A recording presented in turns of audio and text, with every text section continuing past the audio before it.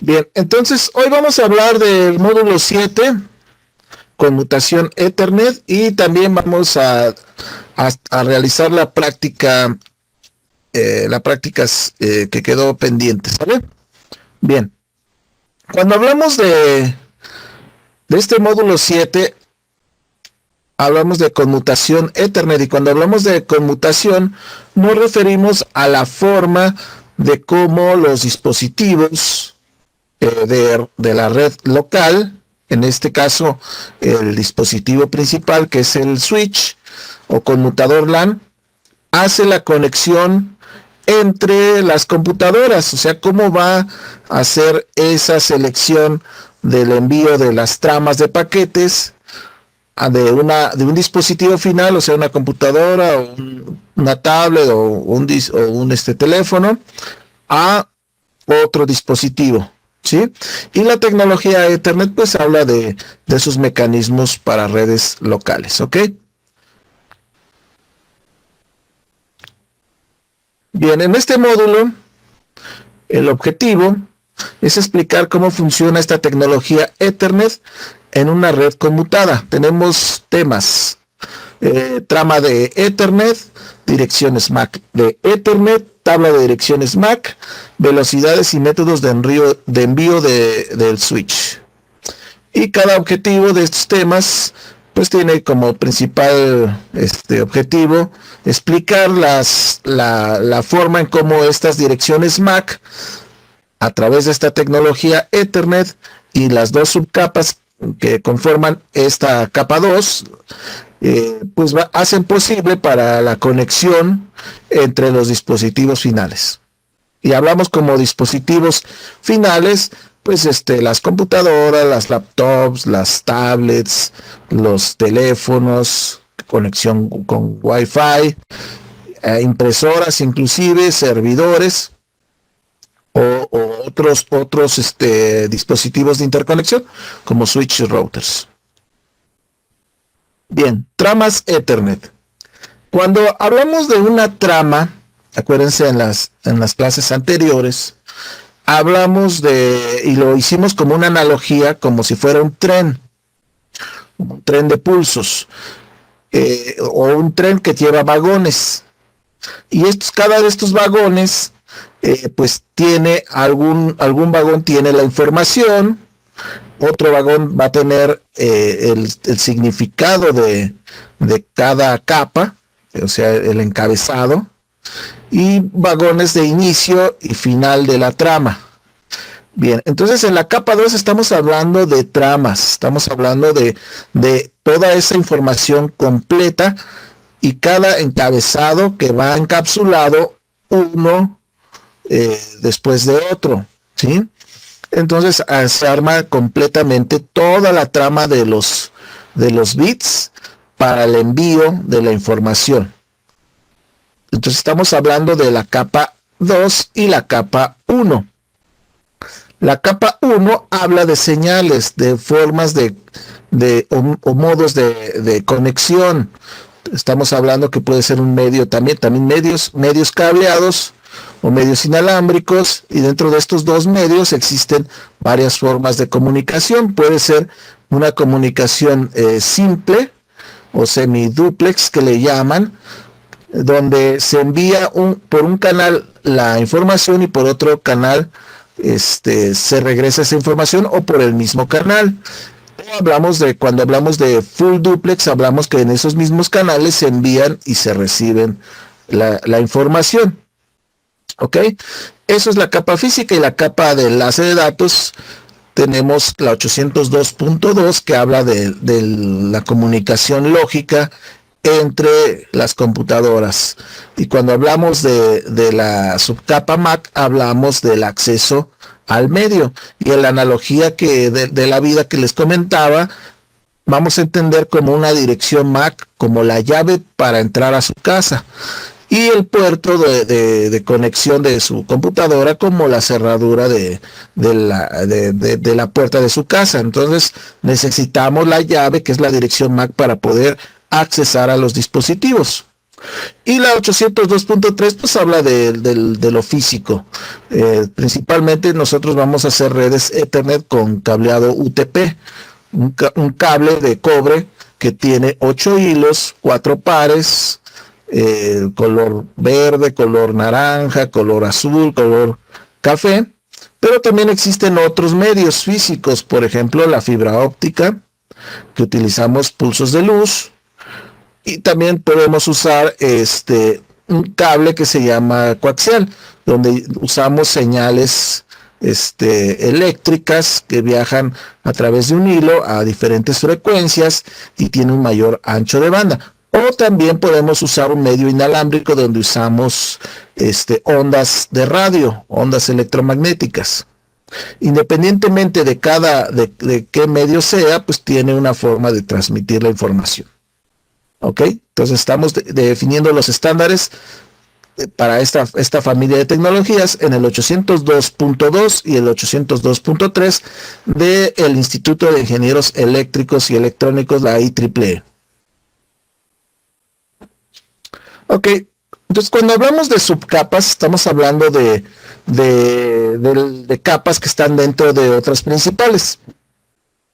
Si observan ahí la gráfica, tenemos el data link, que es la capa de enlace de datos, y tenemos ahí dos subcapas, ¿verdad? La LLC y la MAC. Entonces, dentro de la subcapa LLC, que es control de enlace lógico, definido en el estándar IEEE 802.2, coloca la información de la trama para identificar el protocolo de capa de red que se utiliza para la trama. Ok, tenemos la otra subcapa, la subcapa MAC, que es la de acceso al medio, definida ahí en el 802.3 para redes cableadas, 802.11 para redes inalámbricas, 802.15 también. Responsable de la encapsulación de los datos y control de acceso a medios y proporciona direccionamiento de capa de enlace de datos. Cuando hablamos de direccionamiento, hablamos de las direcciones MAC. Acuérdense que tiene toda una estructura, que ya la vimos.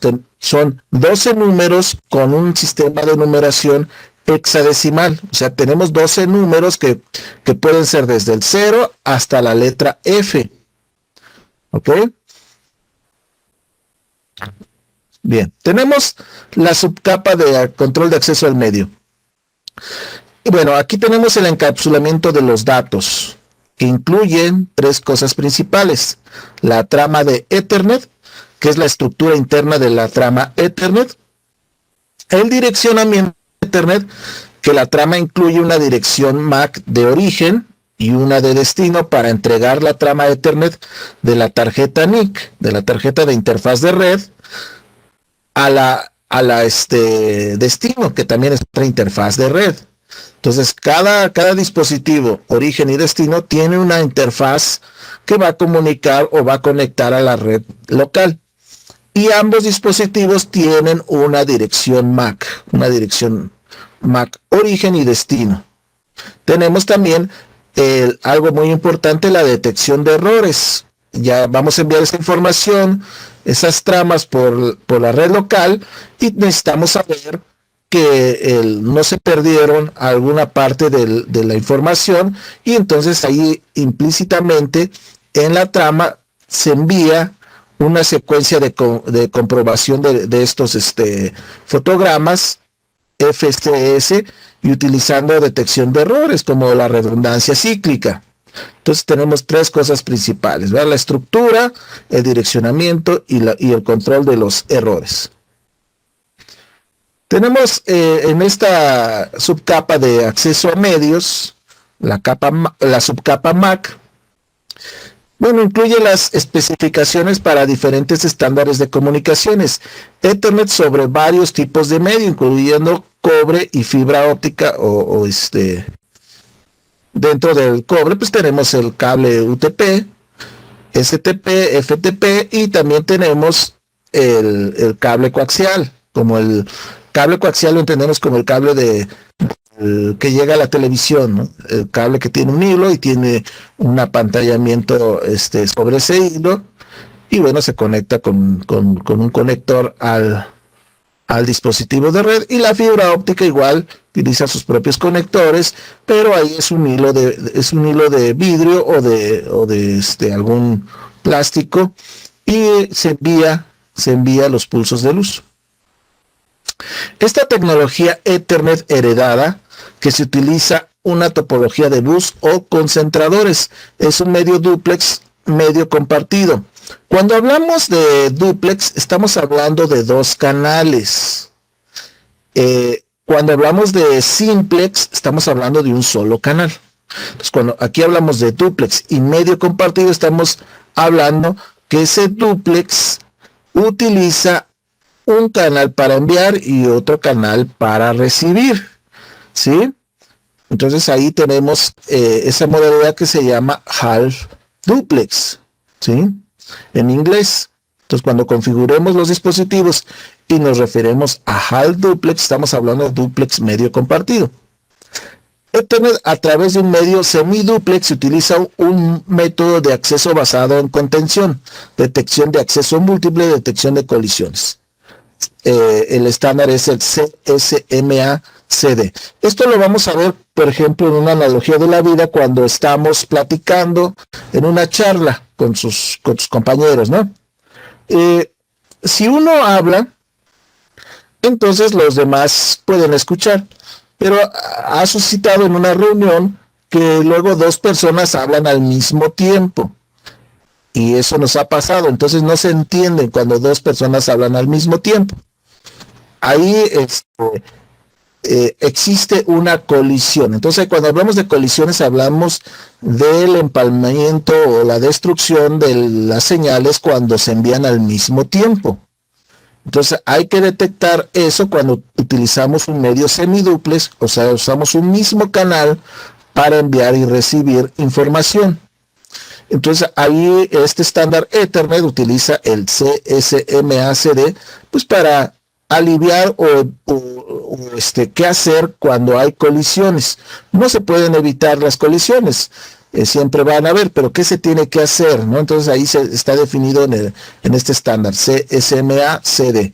Y lo comúnmente que se hace en medio de red es crear un random time, un tiempo de espera para que uno de los dos que aleatoriamente va a tener un contador inverso, entonces empiece a transmitir nuevamente. Cuando ya empiece a transmitir la computadora que tenga el tiempo más corto, pues entonces se tiene que esperar la demás. Eso no sucede en una plática convencional. Tal vez ahí por jerarquía o por cortesía, por ejemplo, si fuera entre una mujer y un hombre, pues por cortesía se le daría la palabra a la mujer. Ahora, si el hombre es el jefe de ahí del departamento, pues se le daría entonces la palabra al jefe, ¿no? Entonces, ahí ese tipo de comunicación ya es determinística, ¿sí?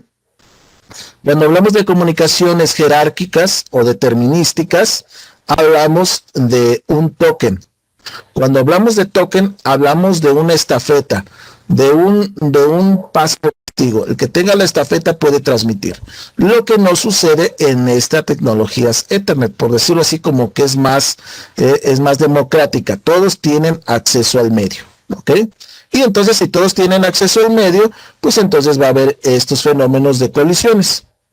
Las Ethernet LAN de hoy utilizan conmutadores que funcionan en duplex completo. Cuando hablamos de duplex completo, nos referimos al full duplex, donde tenemos los dos canales que envían y transmiten información simultáneamente. Y estos canales que envían y transmiten información simultáneamente, pues entonces ahí puede existir colisiones. A diferencia del duplex medio, donde tenemos un canal que envía y otro canal que recibe. Entonces las comunicaciones duplex completo con conmutadores Ethernet no requieren control de acceso a través del SMACD. ¿Sí? Entonces ahí puede ser que tengamos dos pares de hilos para transmitir y dos pares de hilos para recibir. ¿Sí? Ok, por lo regular, cuando usamos HAL duplex o duplex medio compartido, estamos hablando de que vamos a usar nada más un par, ya sea el naranja o el verde para transmitir y el otro par para recibir. Ok. Más adelante vamos a hacer prácticas con el Wireshark, que ya lo tienen algunos instalados, y vamos a examinar las tramas Ethernet. Entonces tenemos ahí que el tamaño mínimo de la trama Ethernet es de 64 bytes y el máximo es de 1518 bytes. El campo que se llama preámbulo no incluye al describir el tamaño de la trama.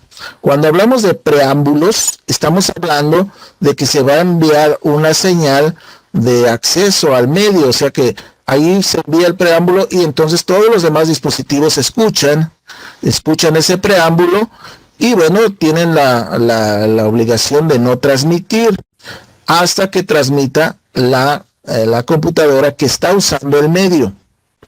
Entonces, cualquier trama de menos de 64 bytes de longitud se considera un fragmento de colisión o trama de ejecución y se descarta automáticamente. O sea, si no llegamos a enviar toda la información porque se suscitó a una desconexión o una colisión, entonces tenemos que este estándar detecta esto y entonces dice que esta trama pues está mocha, está cortada, no está completa. Las tramas de más de 1500 bytes de datos se consideran jumbos o tramas bebés gigantes. O sea, la trama máxima, la trama más grandota, puede transmitir nada más 1500 bytes. Aquí podemos hacer una reflexión. Actualmente pues ya tenemos que enviamos imágenes, archivos, pues mayores a 1500 bytes. O sea, son ¿cuántas tramas necesitaríamos para enviar toda una información del orden de los gigabits? Supongamos, vamos a requerir cientos de tramas. Entonces, toda esa información se segmenta, se hacen pequeños vagoncitos del tren y se va metiendo en esos vagones y se va enviando poco a poco hasta el destino. Cuando hablamos de eso, de que se envían poco a poco al destino, es cuando empieza ahí la tasa de transferencia y aparece en su computadora.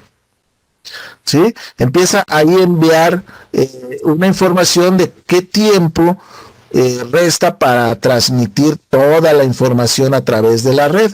¿Por qué? Porque las tramas fueron, la información fue segmentado en varias tramas y esas tramas se van a enviar como si fueran pequeños trenes, ¿sí? A través de la vía, ¿ok?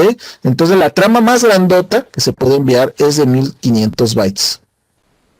Bien, el tamaño de una trama transmitida es menor que el mínimo o mayor que el máximo. El dispositivo receptor descarta la trama.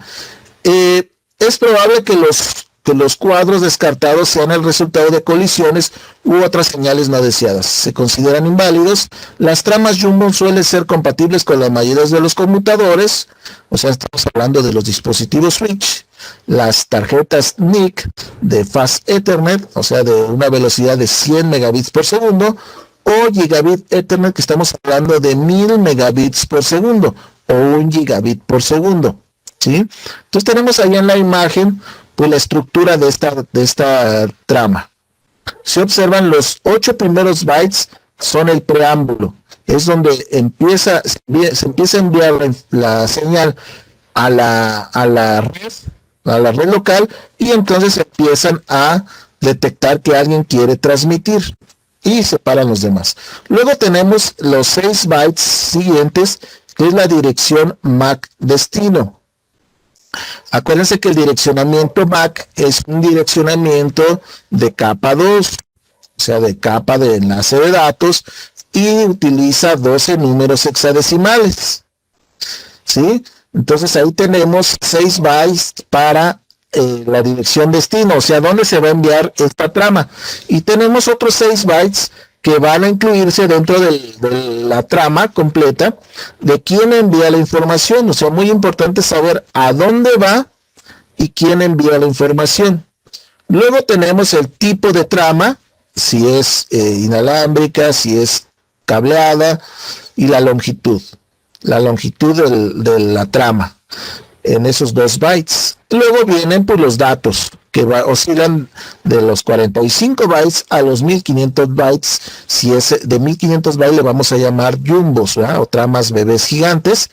Y tenemos por último el FCS, que es pues los 4 bytes que se utilizan para saber si la información llegó completa, si llegó completo toda la trama de pulsos y no hubo errores, ¿verdad?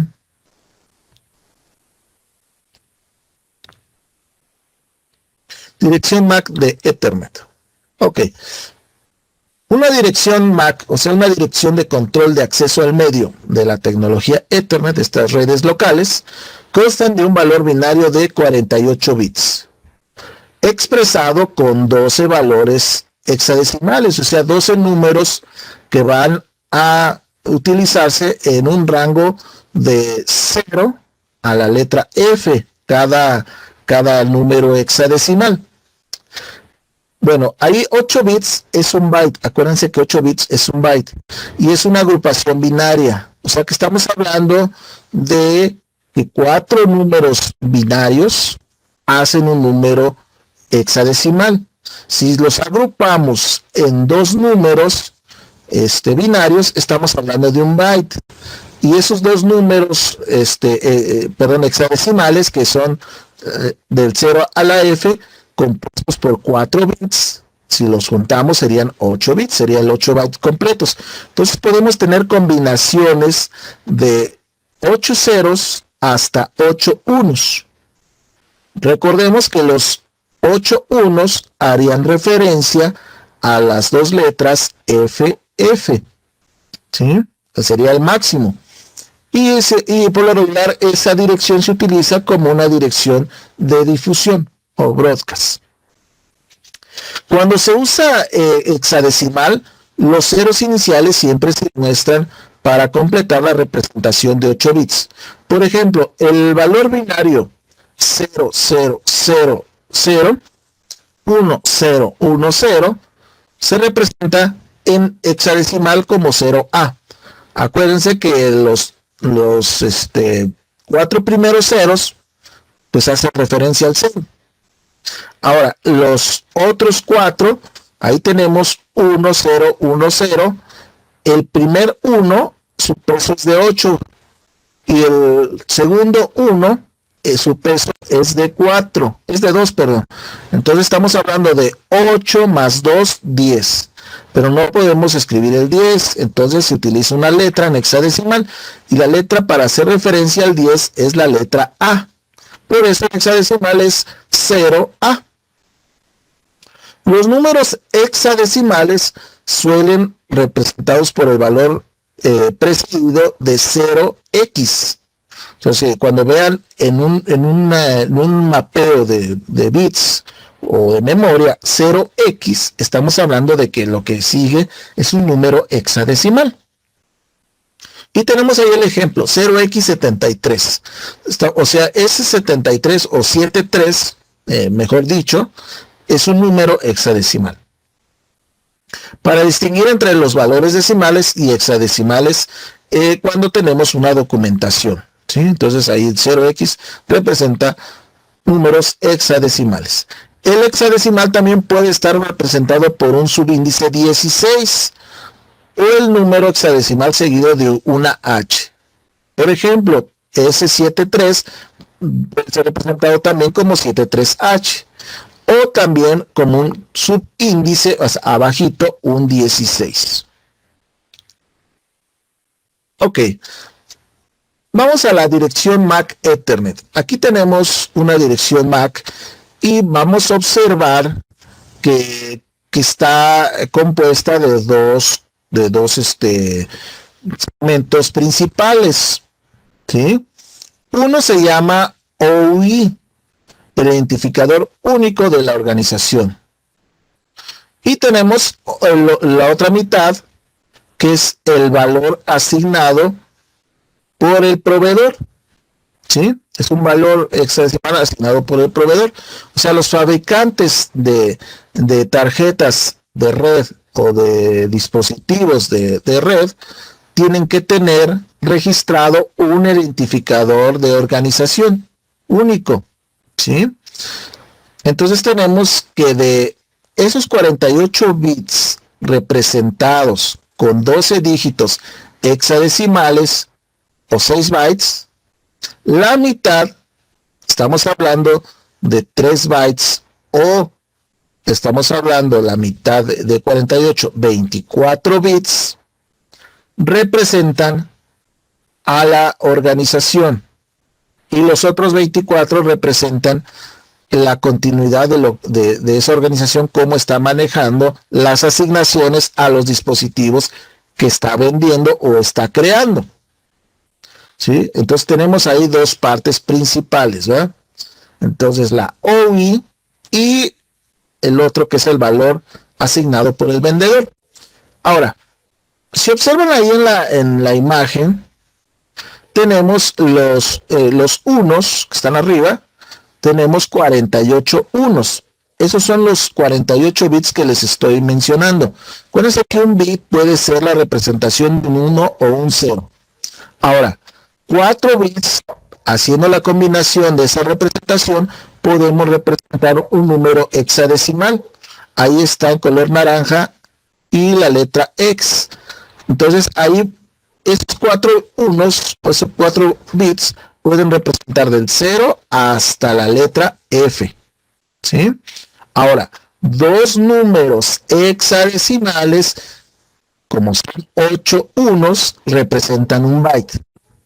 Entonces podemos decir, en resumen, con esa gráfica, tenemos el tamaño de la longitud de esta dirección MAC como 48 bits, que son los 48 unos que tenemos arriba, o tenemos 12 dígitos hexadecimales, que son los cuadritos que están en X, que son 12 números hexadecimales, o tenemos abajo en amarillo los 6 bytes. ¿Ok? Entonces, eso hay que considerarlo y hay que anotarlo y grabárselos de memoria. ¿Sí? Ahí se los encargo, como las tablas de multiplicar para su carrera, esto lo tienen que saber de memoria. Ok. Bien, luego tenemos el procesamiento de esas tramas. Cuando un dispositivo reenvía un mensaje a una red Ethernet, el encabezado Ethernet incluye una dirección MAC origen y una MAC destino, como cuando ustedes envían una carta, ¿sí?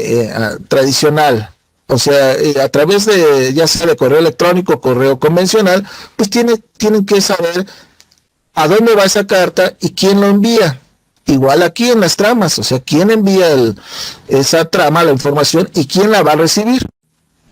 Entonces, cuando una NIC recibe una trama de Ethernet, examina la dirección MAC de destino para ver si coincide con la dirección MAC física que está almacenada en la memoria RAM. Acuérdense que la memoria RAM es la memoria de acceso aleatorio. Es una memoria que si se va a la luz, o sea, si desconecta el dispositivo, pues se borra. ¿Sí? Estamos hablando que aquí temporalmente estas tramas son almacenadas en la memoria RAM de esa tarjeta NIC. ¿Sí? No tiene caso estarlas guardando como si fuera un disco duro. ¿Por qué? Porque estas tramas van a ir cambiando a lo largo de las conexiones y a lo largo del tiempo. Entonces, por eso se utiliza una memoria que solamente es temporal.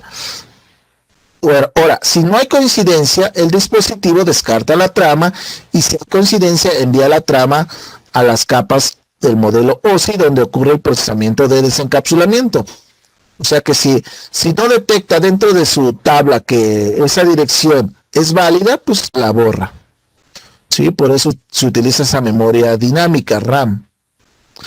Y si hay una nota, las tarjetas NIC, cuando hablamos de NIC, acuérdense que es la tarjeta de interfaz de red, o sea, es el puerto que tenemos allí de conexión. Puede ser alámbrico o puede ser inalámbrico. Entonces, las NIC Ethernet también aceptan tramas si la dirección MAC destino es un grupo de difusión o multidifusión, la cual es miembro el host. O sea que también puede aceptar tramas que se utilizan para enviar información a todos componentes de la red. Por ejemplo, cuando se atasca la red, o sea, cuando hay una colisión, la primera computadora que detecta esa colisión manda un broadcast, manda una señal de difusión a todas las computadoras indicando que el medio se atascó. Cuando hablamos de multidifusión, hablamos de tramas como si, por ejemplo, esas computadoras pudieran ser cámaras de videovigilancia. Entonces, estas cámaras de videovigilancia, para no estar reenviando a cada servidor o a cada cliente la información de video, pues se utiliza la multidifusión. Bien, luego dice, cualquier dispositivo que sea la fuente o destino de la trama Ethernet tendrá una NIC Ethernet y por lo tanto una dirección MAC. Esto incluye estaciones de trabajo, servidores, impresoras, dispositivos móviles y routers. O sea, una dirección MAC. Todo dispositivo que se conecte a una red, ya sea Wi-Fi inalámbrica o red cableada, pues todos tienen una dirección MAC. Hasta su teléfono que están usando, su teléfono celular. ¿Sí? Si se conecta a la internet, tiene una dirección MAC. Inclusive, hay varios proveedores de servicios que dan acceso a los servicios de red a través de las direcciones MAC. Ok, tenemos la dirección MAC de unidifusión. Cuando hablamos de unidifusión o unicast en inglés, estamos hablando de comunicación de uno a uno, o sea, de un origen a un destino. Entonces aquí en esta tecnología Ethernet se utilizan diferentes direcciones MAC para las comunicaciones de unidifusión, difusión, multidifusión de capa 2. Recordemos que estamos en una red de broadcast, son redes de broadcast, la IPv4 que estamos analizando son redes de difusión. Y vamos a ver más adelante que tenemos todo un esquema de direccionamiento también de capa 3 para saber señales que son de difusión, de multidifusión y de unidifusión. ¿Sí? Bien. Tenemos que una dirección MAC, estamos ahorita en la capa 2, después vamos a hablar de la capa 3, que habla de esas direcciones IP. Que esas, a diferencia de estas direcciones MAC, se supone que estas direcciones MAC son grabadas físicamente en dispositivos, en su dispositivo, ¿no? Sí, o sea, es un mecanismo, pues, seguro para que sepamos que efectivamente es el dispositivo. Claro, los hackers y hay ya entes maliciosos que tienen software para modificar esas direcciones MAC, ¿no? Bien, pero esa es otra historia, después platicaremos sobre seguridad en redes. Entonces aquí la dirección MAC de unicast, o sea de unidifusión, es la dirección única que se utiliza cuando se envía una trama desde un único dispositivo de transmisión a un único dispositivo destino, o sea de uno a uno. El proceso que utiliza el host de origen para determinar la dirección MAC de destino asociada a una dirección IPv4 se conoce como protocolo de resolución de direcciones ARP, que vamos a hacer prácticas también con este protocolo ARP. Entonces, cuando hablamos de ARP, estamos hablando del protocolo de resolución de direcciones. O sea, está casado una dirección IP con una dirección MAC, ¿sí? El proceso que utiliza un host de origen para determinar la dirección MAC de destino asociada a una dirección IPv6 se conoce como Neighbor Discovery, ND, ¿sí? Ya que tenemos que el IPv6 ya no son redes de difusión, es otro mecanismo. Tenemos como nota, la dirección MAC de origen siempre debe ser unidifusión. Ok, tenemos las direcciones MAC de difusión. Cuando hablamos de difusión, hablamos de una señal que todos los dispositivos la van a escuchar y la van a tal vez procesar, ¿sí? Cuando lo ponemos en una analogía de la vida, cuando hablamos de direccionamiento de unidifusión es cuando ustedes están platicando con su compañero o compañera uno a uno. Cuando hablamos de difusión, es como, por ejemplo, cuando el profesor está en el salón de clases y está hablando con todo el grupo. Ahí tenemos una difusión y todos calladitos y escuchando al profesor. Lo que estoy haciendo yo ahorita con ustedes es una difusión. Si yo estuviera comunicándome con una parte nada más, 3 o 4 de los que están conectados, eso le llamaríamos multidifusión, o sea, nada más a unos pocos. Si yo nada más me comunico con uno de ustedes, estamos hablando de unidifusión. Bien, entonces aquí estamos hablando cuando el dispositivo se conecta con todos. Difusión. Entonces, cada dispositivo de la red LAN Ethernet recibe y procesa una trama de difusión Ethernet. Las características de una transmisión Ethernet son las siguientes. Tiene una dirección MAC destino y se observan que son los 12 números hexadecimales, los 12 dígitos, con la letra F. O sea, son la última dirección posible. ¿Sí? Estamos hablando de 48 unos, unidades en binario. Entonces, esa señal la vamos a conocer como un broadcast. Y el broadcast es una señal de difusión. Entonces, cuando se envía la dirección destino con esa dirección FF, FF, FF, FF, FF, FF, FF, o sea, las 12 números F, todas las computadoras o todos los dispositivos terminales que están conectados a la red tienen la obligación de escuchar la trama. Bien, está inundado todos los puertos del conmutador Ethernet excepto el puerto entrante. ¿Sí? Nuestro enviado por el router. El router es un dispositivo que lo vamos a ver más adelante que utiliza direcciones IP para el envío de los paquetes y no direcciones MAC, a diferencia del que estamos viendo ahorita, que se llama switch. Que el switch es ese símbolo que tenemos ahí, que es como una cajita que tiene flechas, 2 flechas hacia la izquierda y 2 flechas a la derecha. Físicamente, ustedes lo reconocen que tiene muchas entradas para los cables de red, ¿sí? Tiene muchos puertos. Y esos puertos pues son puertos LAN, puertos de red local.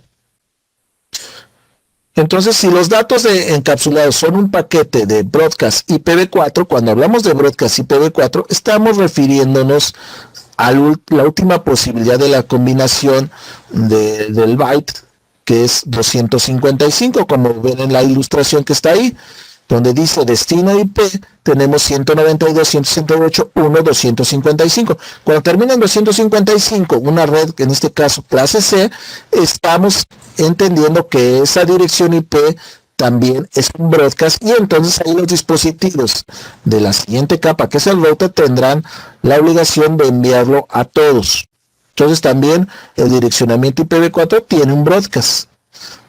Como dice ahí, esto significa que el paquete contiene una dirección IPv4 de destino que tienen todos los unos en la parte de host. O sea, los 8 unos pasados a decimal, a diferencia de la dirección MAC, que es hexadecimal, la dirección IP es decimal, pues es el número 255, como ya lo vimos anteriormente en las conversiones. Esa numeración en la dirección significa que todos los hosts de esa red local dominio de difusión reciban y procesan el paquete, a diferencia de la capa 1, que son tramas. ¿Sí? Entonces, capa 2 utiliza tramas, la dirección de difusión es los 12 números en F, y la capa 3 también tiene una señal de difusión, pero ahí utiliza números decimales, y el número 255 sería la última posibilidad. Bien, vamos a la multidifusión. Cuando hablamos de un grupo de dispositivos que pertenecen al mismo grupo de multidifusión, recibe y procesa una trama de multidifusión Ethernet. Yo les comentaba que algo muy rápido y práctico para entender la multidifusión son las cámaras de videovigilancia. O sea, podemos tener una cámara en nuestra casa de videovigilancia y con una dirección IP, y a través de nuestros celulares ver esa cámara con nuestra aplicación. Podemos tener 3 celulares conectados a esa misma cámara, ¿sí? Pero la cámara no va a enviar a cada celular una información específicamente, sino que envía una sola trama y la van a procesar los 3 celulares. O sea, envía la información no repetida 3 veces, sino la envía una sola y la reciben los 3 celulares. Como es en tiempo real, ahí no hay problema si algún celular no la recibió en un cierto tiempo, ¿sí? Se vuelve a conectar y la vuelve a recibir, ¿sí? A menos de que tenga un mecanismo el DVR, pues para grabar y ustedes regresar la grabación. Esa es otra cosa, pero ahí ya sería, entonces, ya no sería una multidifusión, ya sería una unidifusión, porque ustedes están pidiendo revisar el video en un tiempo determinado, ¿sí? Ahí observen en la ilustración, por ejemplo, en las cámaras IP se utiliza la dirección 224, inicia con la dirección IP 224. Ese 224 ya está reservado para todo este tipo de dispositivos que envían multidifusiones. Ya está asignado por los creadores de este estándar IPv4.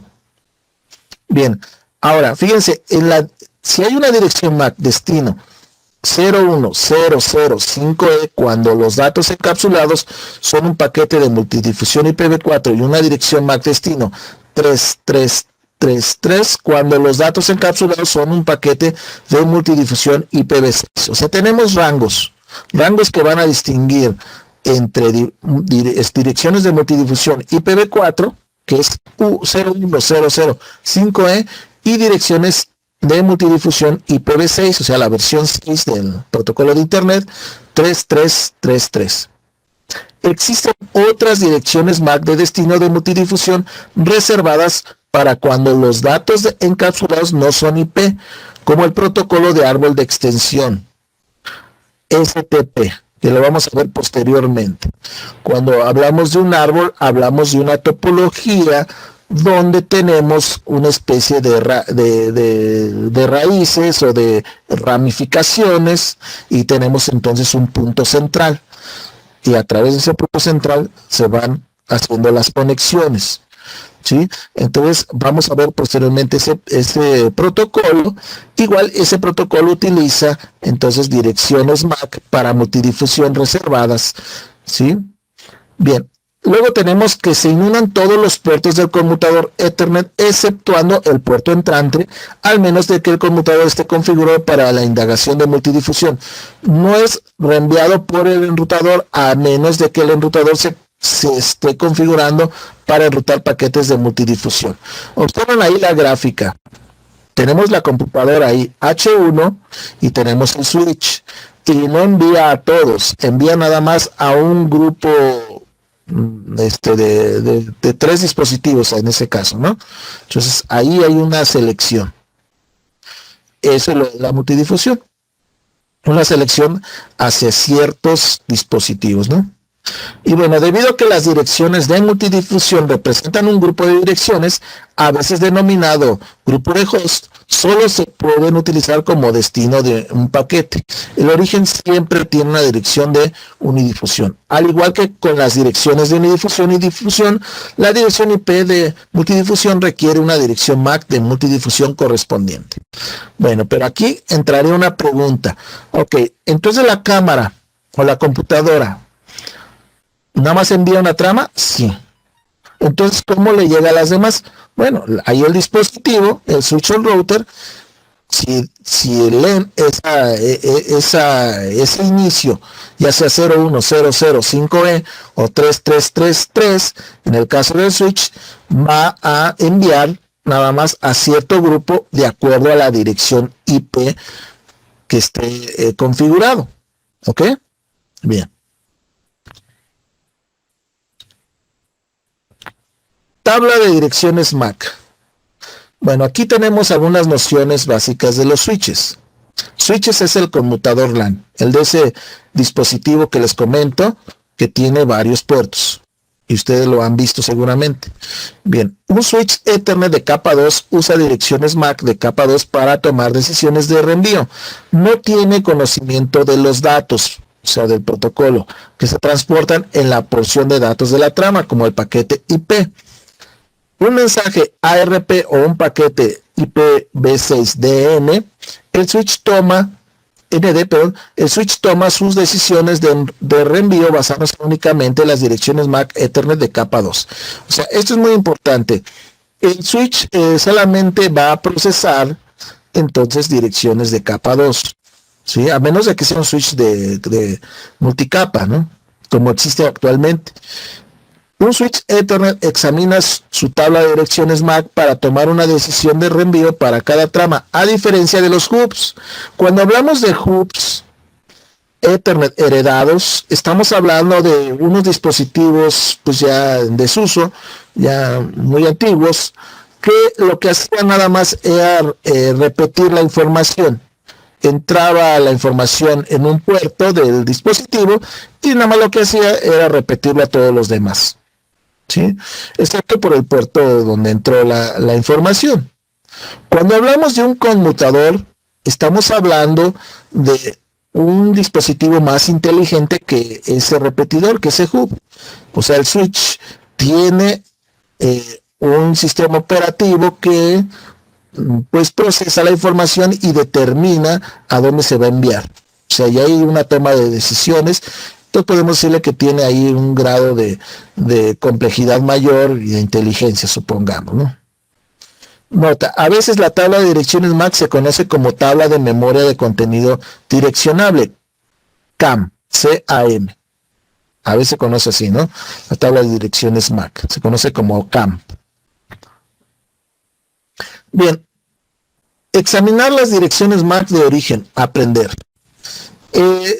Fíjense, el switch o el dispositivo que tienen ahí en su casa, que conecta a todas las computadoras, ya sea inalámbricamente o alámbricamente, en su red que tengan ahí en su casa, o en el laboratorio, o en una red local, pues no vienen preconfigurados las direcciones MAC de cada dispositivo, ¿sí? ¿Por qué? Porque esos dispositivos son estándar, los puedes conectar, te los venden y los puedes conectar en cualquier lado para que tengas tú una red local. Pero cada dispositivo que tienen en su casa o en el laboratorio o en la universidad o en una oficina, pues cada uno tiene una dirección MAC diferente, ¿sí? Entonces es ilógico que ya vengan preconfigurados con las direcciones de que van a tener acceso a los dispositivos. Entonces ahí lo que tiene que hacer el dispositivo para encontrar esas direcciones de acceso de cada dispositivo de la red local es a través de aprender qué direcciones MAC tiene cada dispositivo. Entonces lo que va a hacer es revisar cada trama que se envía, que se ingresa al dispositivo, al switch, para obtener una información nueva. Esto se realiza examinando la dirección MAC del origen de la trama y el número del puerto por el que ingresó al switch. Si la dirección MAC de origen no existe, se la agrega a la tabla junto con el número de puerto de entrada. O sea, ahí su tabla de direcciones MAC tiene varias cosas, entre ellas la dirección MAC por la que entró y el puerto cuál entró esta información para tener estas tablas, ¿verdad?, actualizadas. Si la dirección MAC del origen existe, el switch actualiza el temporizador de actualización para esa entrada. O sea que siempre hay un tiempo que va a estar revisando que se envíen tramas, porque puede existir que tú conectes un dispositivo y ese dispositivo pues te fuiste de tu casa o ya no se conectó en el laboratorio y entonces sería impráctico tener esa dirección porque va a causar errores. Entonces borrarla en forma manual, o sea que alguien entrara al dispositivo y la borrara, pues también es impráctico. Entonces lo que se hace es que ese dispositivo tiene un tiempo para tener esa dirección. Cuando pase ese tiempo la va a borrar de forma automática. Ok, la mayoría de los switches Ethernet guardan una entrada en la tabla durante 5 minutos. O sea, es el tiempo de duración de esa dirección en su tabla de direcciones MAC. Dice ahí nota. Si la dirección MAC del origen existe en la tabla, pero no un puerto diferente, el switch la trama como una entrada nueva. La entrada se reemplaza con la misma dirección MAC, pero con el número de puerto más actual. O sea, puede ser que también el dispositivo haya cambiado de puerto, ¿sí? Y entonces si entra por el otro puerto, pues borra la otra y la considera entonces que se cambió de puerto y borraría por el primero que entró, por el puerto que entró primero, ¿no? También eso puede suceder. Otra cosa que también es, podemos manipular las direcciones MAC. O sea, ¿qué direcciones MAC va a aceptar cada puerto? Podemos darle un nivel de seguridad, que lo vamos a hacer más adelante, donde hábilmente, pues ahí el que lleve la configuración de esa red, pues no va a poderse conectar a otro dispositivo a ese puerto, excepto el que tenga esa dirección MAC, ¿no? Es un nivel de seguridad. Bueno, siguiendo con este de método del switch de reenvío, también va a buscar la dirección MAC destino, que esa es otra cosa. El switch va a aprender la dirección MAC de cada puerto, ¿sí? O sea, dirección MAC por puerto, ¿no? Pero va a tomar también decisiones de envío. Y entonces buscan esa tabla si está ahí localmente, en ese mismo switch, si tiene localmente la dirección MAC a la que se va a enviar.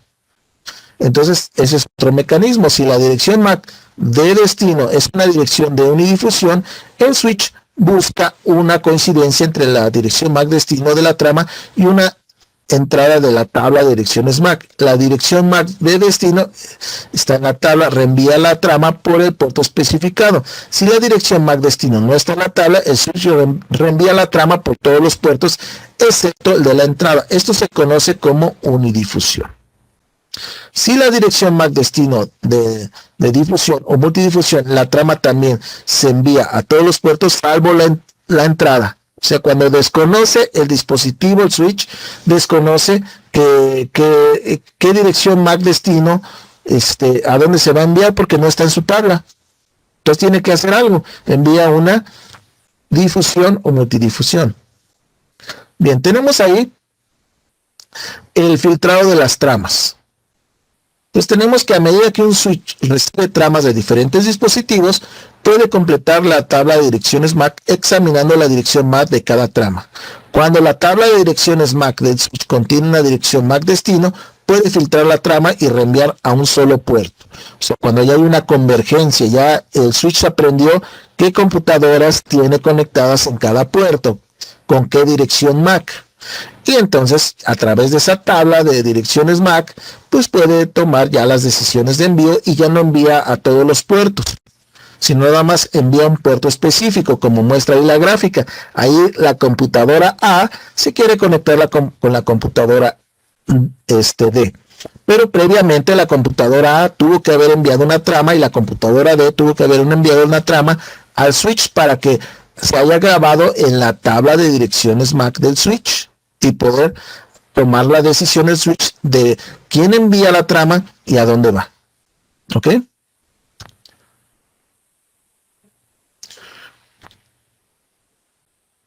Bueno, esos son videos que posteriormente ustedes los pueden ver en el libro electrónico, ¿eh? Bien, tenemos los métodos de reenvío de tramas de los switches Cisco, exclusivamente de los switches de la marca Cisco. Los switches utilizan uno de los siguientes métodos de reenvío para el switching de datos entre puertos de la red. Entonces tenemos el primero que se llama conmutación de almacenamiento y reenvío. El otro se llama conmutación de corte. Entonces, aquí recibe toda la trama y garantiza que la trama es válida. Si el CRC, que es el control de redundancia cíclica, es válido, o sea que la trama llegó completita, el switch busca la dirección de destino que determina la interfaz de salida. Luego la trama se reenvía desde el puerto correcto. Pero aquí, en este tipo de conmutación, el switch recibe todo completito, toda la trama completita, la almacena temporalmente en una memoria caché en el puerto para procesarla y enviarla completa al puerto correcto.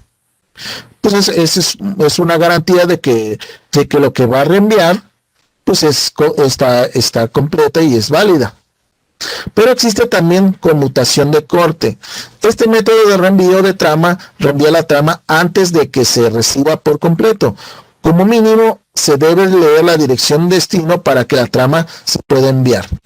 ¿Sí? Aquí tenemos ventajas y desventajas. La ventaja en la conmutación por corte, que es más rápido, elevas la velocidad de tu transferencia, de tu red LAN. Pero el problema es de que si se están reenviando tramas mochas, pues entonces ya se envió. Y entonces el destino pues tiene que descartarlas.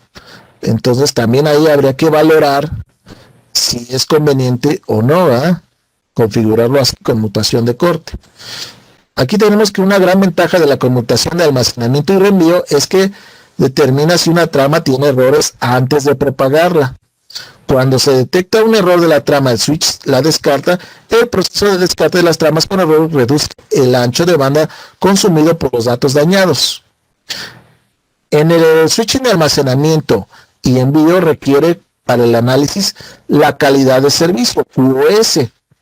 Cuando hablamos de QoS, estamos hablando de un nivel de calidad donde vamos a tener selección de tanto de servicios, o sea, de comunicaciones, de si vamos a darle prioridad a los transmisiones en vivo, videollamadas, streamings, y vamos a darle prioridad pues más baja a, por ejemplo, transferencias de un correo, de un simple correo, ¿no? Pero aquí para el switching de almacenamiento de reenvío con la calidad de servicio, sí se requiere que se llegue toda la trama y sea válida y se envíe. Entonces aquí en las redes convergentes, donde se necesita una clasificación de la trama para decidir el orden de prioridad del tráfico. Por ejemplo, los flujos de datos de voz sobre IP deben tener prioridad sobre el tráfico de navegación web. Es lo que les comentaba. O sea, si ustedes están haciendo una llamada telefónica por IP, pues debe tener mayor prioridad que el tráfico de navegación, de buscar una página. ¿Sí? Puede ser que tú estés buscando la página y se tarde unos segundos o unos minutitos más, no hay problema. Pero no puede ser en la voz porque ya no entenderían qué es lo que están diciendo, se escucharía entrecortada la voz o mocha, ¿sí? Entonces ahí la calidad de servicio pues se eleva a eso, o le da prioridad a cierto tipo de flujo, ¿ok? Y utiliza el almacenamiento de envío. Ok, ahora, vamos a poner una analogía. Si ustedes están recibiendo alguna mercancía, ¿no? Y entonces no la examinan completamente y así la mandan, pues no saben si la mercancía pues está en buen estado. Pero si la examinan, entonces hay garantía de que lo que están reenviando pues está en buen estado. ¿Sí? Eso es más o menos estos métodos de reenvío de tramas en los switches. Tenemos que la conmutación de corte pues es una conmutación más rápida. ¿Ok? Este tipo de conmutación, llamado switching, el dispositivo actúa sobre los datos apenas los recibe, incluso si la transmisión aún no se completó. El switch almacena la cantidad suficiente de trama como para leer la dirección MAC destino para que pueda determinar a qué puerto debe reenviar los datos. El switch no lleva a cabo ninguna verificación de errores de trama. A continuación se presentan dos variantes del switching por método de corte. Una se llama conmutación de avance rápido, o sea, ofrece el nivel más bajo de latencia. Cuando hablamos de latencia, hablamos del tiempo en que tarda una información en entrar a un dispositivo y salir, ¿ok? De ese mismo dispositivo. O sea, al reenviar inmediatamente un paquete después de leer la dirección MAC destino. O sea, tiene que leer la dirección MAC destino para reenviar. Inmediatamente que la lee, ya está reenviando la información al puerto, pues que es el destino, ¿no? Como el switching de reenvío rápido comienza a reenviar el paquete antes de recibirlo por completo, es posible que a veces los paquetes se distribuyan con errores. La tarjeta NIC de destino descarta el paquete defectuoso al recibirlo. O sea, la interfaz de su dispositivo de red, pues le va a llegar, a él sí le va a llegar toda la trama, pero le llegó mucha, entonces pues lo va a descartar y va a pedir que se reenvíe otra vez. Entonces ahí tenemos que ahí tenemos problemas también, porque si hay muchas tramas mochas, entonces se va a perder o va a haber más tiempo para la comunicación y la transferencia de la información. El switching de envío rápido es el método de corte típico. Tenemos también otro método que se llama conmutación sin fragmentos. Un compromiso entre la latencia y la alta integridad de la conmutación de almacenamiento y reenvío de la baja latencia y la integridad reducida de la conmutación de avance rápido. El conmutador almacena y realiza una verificación de error de los primeros 64 bits de la trama antes de reenviar, debido a que la mayoría de los errores y colisiones de red se producen durante los primeros 64 bytes. Esto garantiza que no se haya producido una colisión antes de reenviar la trama. O sea, aquí tenemos una estadística, ¿no? Entonces, alguien ahí estuvo midiendo y estuvo observando que si después de los 64 bytes de transmisión, pues ya es muy difícil que la trama vaya mocha. Entonces, o con errores. Entonces, ahí este tipo sin fragmentos, entonces garantiza un poquito más, eleva un poquito más la integridad y la latencia también la eleva un poquito más. Pero es mucho más rápido que el método de almacenamiento y envío. Tenemos la memoria intermedia en los conmutadores. Estos conmutadores o switches Ethernet pueden usar una técnica de almacenamiento en buffer. Cuando hablamos de buffer, hablamos de una memoria que temporalmente almacena algo, ¿sí? Y después lo que almacena lo va a reenviar. No se queda con esa información. A diferencia de una memoria RAM, ¿no? Una memoria de solo lectura o una memoria RAM que puede tener ahí, mientras no se vaya la energía en esa memoria, almacenar cierta información. No, el buffer recibe algo, lo mantiene en cierto tiempo y lo reenvía. Y esto lo hacemos para almacenar temporalmente estas tramas antes de reenviarlo o cuando el puerto del destino está ocupado debido a la congestión. Cuando hablamos congestión, hablamos cuando está saturada la red, ¿sí? Cuando tenemos ahí que el procesamiento en el dispositivo se está elevando. Entonces tenemos que memoria basada en puerto y memoria compartida. La memoria basada en puerto, tenemos que las tramas se almacenan en colas. Cuando hablamos de colas, estamos hablando de información que se va metiendo uno después del otro. Como cuando hablamos de las colas para ir a comprar tortillas, ¿sí? O sea, se van formando y ahí poco a poco se va a ir procesando como vayan llegando, que se lanzan a puertos específicos de entrada y salida. Una trama se transmite al puerto de salida solo cuando todas las tramas por delante en la cola se han transmitido con éxito. Es posible que una sola trama demore la transmisión de datos de todas las tramas almacenadas en la memoria debido al tráfico del puerto del destino. O sea que ahí es susceptible al tráfico cuando hablamos de memorias basadas por puertos. Esta demora se produce aunque las demás tramas se puedan transmitir a puertos de destino abiertos. O sea que es como si ustedes están formados en la cola de las tortillas, pues no les gustaría que la persona que va atrás de ustedes pues le den sus tortillas antes que ustedes. Pero tenemos la memoria compartida.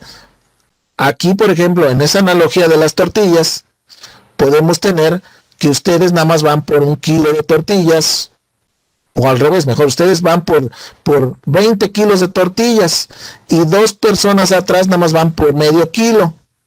Entonces, la persona que está ahí en la tortillería puede decir, a ver, tú que tienes medio kilo, de una vez te lo doy, aunque haya llegado después, ya que ustedes pues van por 20 o 30 kilos de tortillas, o sea, es mucho mayor, y eso se ha dado, ¿no? Entonces, así en esta analogía de la vida, la memoria compartida es similar a esto que les acabo de decir. Deposita todas las tramas en un buffer de memoria común compartido por todos los puertos del switch y la cantidad de memoria intermedia requerida por un puerto se asigna dinámicamente. Las tramas de buffer están vinculadas dinámicamente al puerto del destino, lo que permite recibir un paquete en un puerto y luego transmitirlo en otro puerto sin moverlo a una cola diferente, ¿sí? O sea que es más dinámico, podemos sustraer las tramas independientemente del tiempo, ¿no? El almacenamiento en buffer de memoria compartida también se da como resultado tramas más grandes que se pueden transmitir con menos tramas abandonadas. Esto es importante con la conmutación asimétrica que permite diferentes velocidades de datos en diferentes puertos. Por lo tanto, se puede dedicar más ancho de banda a ciertos puertos, por ejemplo, puerto del servidor. Cuando hablamos de conmutación asimétrica, ¿sí? Vamos a manejarlo como cuando vamos a un paseo y vamos a correr, ¿no? Vamos ahí todos los cuates, ¿no? Entonces, o en bici. Unos son más rápidos que otros, ¿no? Si todos fuéramos a la velocidad del más lento, pues aunque tengas una bicicleta de carreras o de montaña, perfecto estado, y tú seas atlético, pues tendrías que esperar al que está lento, ¿sí? Y eso pues retrasaría todo el envío de la información. En ese caso retrasaría a todos los integrantes del convoy de bicicletas, ¿no? Entonces, si utilizamos el almacenamiento por buffer y memoria compartida, entonces podemos hacer que los que son más lentos, almacenarlos temporalmente en un espacio y los más rápidos en otro. Y estar entonces conmutando, o sea, seleccionando entre los rápidos y los lentos. Eso eleva el desempeño de la red, conocido en inglés como el performance. Ok, tenemos la configuración duplex y la velocidad. Ahora vamos al puerto, vamos a cómo se comunica la computadora o el dispositivo celular o tablet a la red, ¿no? Pues tenemos dos de las configuraciones más básicas del switch, son el ancho de banda, velocidad, y la configuración duplex para cada puerto del switch individual. Es fundamental que la configuración duplex y el ancho de banda coincida entre el puerto del conmutador y los dispositivos conectados. Entonces tenemos ahí, primeramente, nosotros podemos configurarlo en forma estática. O sea, cuando hablamos de estática y configuración estática, forzamos al dispositivo a configurarlo y que acepte, ya sea en este caso, full duplex o half duplex. ¿Sí? ¿Eso qué beneficia? Beneficia que ya no va a haber un diálogo entre el switch y la computadora, y eso se convertiría en tiempo, ¿no? O sea, en la velocidad de conexión. No la transferencia, la velocidad de conexión. Bueno, pero ¿qué problemas puede tener eso? Bueno, puede ser que el puerto de la computadora pues esté dañado en unos pares de hilos, ¿no? Entonces, forzarlo a una velocidad full duplex, supongamos, tendríamos que tener la garantía de que están funcionando los 4 hilos en el puerto de tu computadora. ¿Y qué tal si no? Entonces ahí no se va a poder comunicar o va a haber errores. Entonces los switch, cuando lo compras, tiene algo que se llama configuración dinámica. Y cuando hablamos de configuración dinámica, es una configuración que el switch va a calcular automáticamente. Bueno, pues está súper. ¿Y por qué entonces por qué la otra sería válido configurarlo manualmente? Porque configurarlo manualmente tenemos el poder de decir cuántos pares voy a usar, qué tipo de dirección MAC voy a aceptar, y entonces tengo un nivel de control mayor. Siempre va a haber el control versus, o sea, contra la parte dinámica. ¿Sí? Cuando tenemos todo en forma dinámica, en forma automática, pues el nivel de seguridad de su red es mucho más bajo, ¿sí? Entonces tenemos dos formas, se llama full duplex, ambos extremos de conexión pueden enviar y recibir simultáneamente. Semi-duplex, solo uno de los extremos de conexión puede enviar datos a la vez. Bien, tenemos la autonegociación, que es la configuración dinámica que les digo. Ethernet, en esta parte de la autonegociación, es una función optativa que se encuentra en la mayoría de los switches Ethernet y NIC, que permite que dos dispositivos negocien automáticamente las mejores capacidades de velocidad y duplex. ¿Sí? Hablamos de velocidades de 10 megabits por segundo, 100 megabits por segundo, 1000 megabits por segundo, que es un gigabit. Ahorita tradicionalmente. Ya existen velocidades más altas, de 10, 100. Y si observan, son múltiplos de 10, ¿no? ¿Para qué? Para la compatibilidad. Los puertos Gigabit Ethernet solo funcionan en duplex completo para llegar a esas velocidades. Lo que se hace ahí es sumar cada par con 250 megabytes. Sumados nos darán 1000 megabits por segundo, un gigabit. Tenemos la configuración duplex y velocidad. La falta de coincidencia duplex es una de las causas más comunes de los problemas de rendimiento de las redes Ethernet de 10 megabits o 100 megabits por segundo. Se produce cuando un puerto del enlace funciona en forma semiduplex, mientras que el otro puerto opera en duplex completo, en full duplex. Esto sucede cuando uno o ambos puertos del enlace se restablecen y el proceso de autonegociación no configura ambos participantes del enlace de la misma manera. También puede ocurrir cuando los usuarios reconfiguran un lado del enlace y olvidan reconfigurar el otro. Ambos lados de un enlace deben tener activada la autonegociación o bien ambos deben tenerla desactivada. La práctica recomienda es configurar ambos puertos del switch Ethernet como duplex completo. ¿Sí? Entonces, ahí podemos tener un error de comunicación. Si supongamos que ustedes configuraron full duplex en el switch y el otro switch lo configuran como half duplex, pues no va a haber una transferencia. ¿Sí? Si ambos están en autonegociación, pues va a haber. Y si ambos están configurados correctamente con la misma velocidad y el mismo forma de transmisión, pues va a haber una transferencia correcta. Tenemos el auto MDIX. Las conexiones entre dispositivos requerirán el uso del cable cruzado o directo. El tipo de cable requerido dependía del tipo de dispositivos de interconexión. Una conexión directa entre un router y un host requiere de una conexión cruzada. Acuérdense, cable cruzado entre router y host.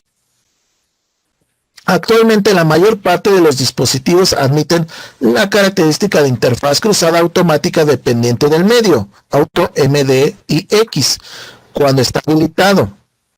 El conmutador detecta automáticamente el tipo de cable conectado al puerto y configura las interfaces en consecuencia. O sea, cuando tenemos que conectamos un cable directo en vez de cruzado entre una computadora y otra, o un router y una computadora, si tiene los dispositivos tienen esta autonegociación de MDIX, entonces configuran para que funcione con cable directo. De eso se trata, ¿no? Entonces, en más que nada es pues poder utilizar dos cables, ¿no? Aunque no sea el cable correcto. Bien, la función está habilitada de manera predeterminada en los conmutadores que ejecutan Cisco iOS Relays 2.2 y posterior. Sin embargo, la característica puede estar deshabilitada. Por esta razón, siempre se debe utilizar el tipo de cable correcto y no confiar en la función auto MDIX.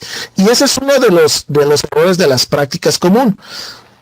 Que llegan y no, pues no hay conexión, ingeniero. ¿Qué pasa? El cable sí funciona y todo, pero ¿qué pasa? Que el cable no es el correcto y el dispositivo no tiene esta autonegociación. Entonces no se va a comunicar. Entonces, entre un router y una computadora, el cable debe ser cruzado. Entre una computadora y otra computadora, el cable debe ser cruzado. Entre un switch y otro switch, el cable debe de ser cruzado. El auto MDIX se puede volver a habilitar mediante el comando de configuración de interfaz automática de MDIX, que vamos a hacer en prácticas. Bueno, ¿qué aprendimos en este módulo? Vamos al resumen. Ethernet funciona en la capa de enlace de datos y en la capa física. Los estándares que definen Ethernet, los protocolos de capa 2 y las tecnologías de capa 1. Ethernet utiliza dos capas, la LLC, que es el control de enlace lógico, y la subcapa MAC, que es control de acceso al medio, de capa de enlace de datos para operar. Los campos de trama Ethernet son delimitador de tramas de preámbulo, inicio, dirección MAC destino, dirección MAC origen, el tipo de Ethernet, datos y el control de errores, FCS. El direccionamiento MAC proporciona un método para la identificación del dispositivo en la capa de enlace de datos del modelo OSI. Una dirección MAC de Ethernet es una dirección de 48 bits expresada con 12 dígitos hexadecimales o 6 bytes. También aprendimos cuando un dispositivo reenvía un mensaje de una red Ethernet, el encabezado Ethernet incluye las direcciones MAC origen y destino. El Ethernet se utiliza en diferentes direcciones MAC para las comunicaciones de unidifusión, que es 1 a 1, difusión, que es 1 a todos, y multidifusión, que es de 1 a varios, de capa 2. Aprendimos también que un switch Ethernet de capa 2 toma sus decisiones de reenvío basándose únicamente en las direcciones MAC Ethernet de capa 2. El switch arma la tabla de direcciones MAC de manera dinámica después de examinar las direcciones MAC de origen de las tramas recibidas en un puerto. También aprendimos que el switch reenvía las tramas después de buscar una coincidencia entre la dirección MAC del destino de la trama y una entrada de tabla de direcciones MAC. Los switches, que son los conmutadores de las redes LAN, utilizan uno de los siguientes métodos de reenvío para cambiar datos entre puertos: el de almacenamiento y envío y el de conmutación por corte, ¿no? Dos variantes de conmutación de corte son el avance rápido, que como llega se envía, y el sin fragmentos, que utiliza los primeros 64 bytes ya calculados, donde se garantiza que la mayoría de las tramas no son muchas y se envían.